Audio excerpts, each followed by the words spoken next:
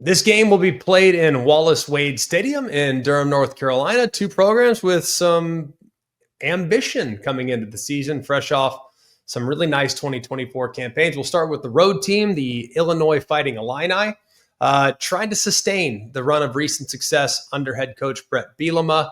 They're trying to prove that the 10-win season of 24 was just the sign of things to come. It's the first time they won 10 games since 2001, and a win on the road against a good ACC opponent, I think, would solidify their ranking and provide some legit momentum heading into what should be a very tough schedule there in the Big Ten. Duke, on the other side, fresh off a 9-4.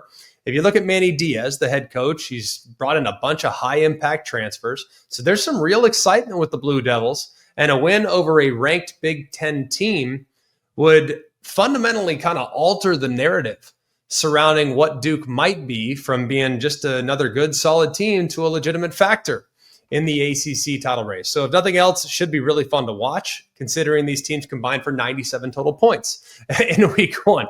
Brett Bielema's style is very obvious. He wants to be physical. He's kind of a grit, physical toughness type guy. It's a very distinct identity, and they're trying to be the more physical team in this game, whereas Duke, on the other side, kind of chaos-driven, athletic.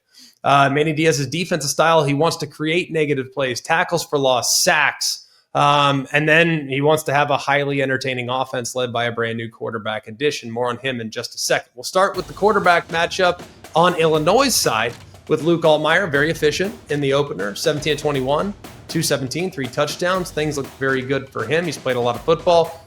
Should come as no surprise that he was able to eat against lesser competition. Then Duke's Darian Mensah, transfer from Tulane, spectacular at times in the debut, 389 yards and 3 touchdowns. He completed his final 14 attempts.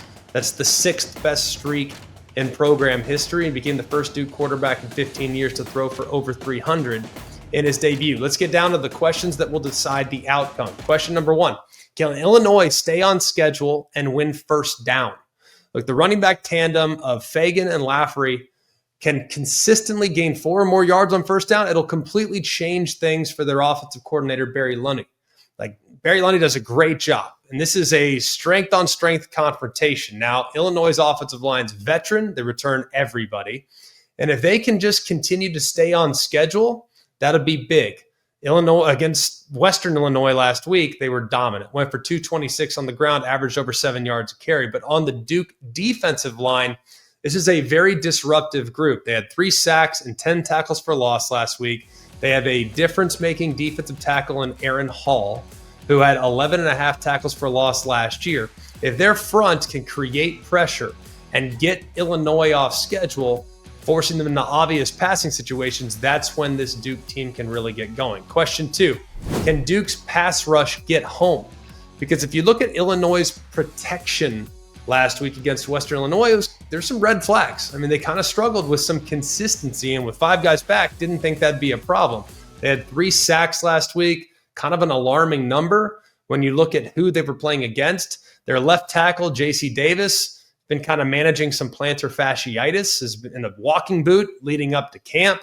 And then on the other side, the right tackle, Melvin Priestley, went down with a rolled ankle during that game. Now, Brett Bielema tells us he's likely going to be available, but still, if they're at less than 100%, that could be problematic against a really good pass rush and disruptive front for Duke. Question 3, can Illinois contain Duke's explosive passing attack?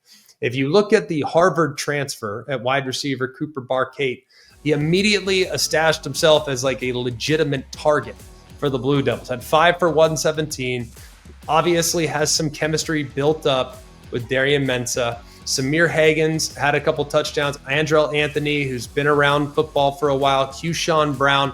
This is really 4 deep at wide receiver, and they can really overwhelm secondaries in the event in which they're not playing real well. And on the other side, Illinois' secondary might have a bit of a problem with corner Jaheim Clark, who's missed the season opener, kind of trying to recover from hamstring issues. So hopefully he can go.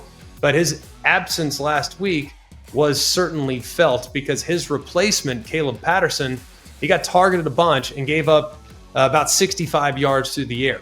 And this will be against much better competition. So it'll be big for Illinois to be at 100% and disguise some coverages against a veteran quarterback that can create on his own. If the secondary is not 100%, they're going to need that front seven to be able to breathe some fire off the edge. So Gabe Jacas will need to be big. He's got to generate a lot of pursuit, generate a lot of pressure on Mensa, and explosive plays could absolutely be the biggest determining factor in the game. And then question 4, does this game come down to a special teams play? Both Duke and Illinois showed some potential in the return game last week.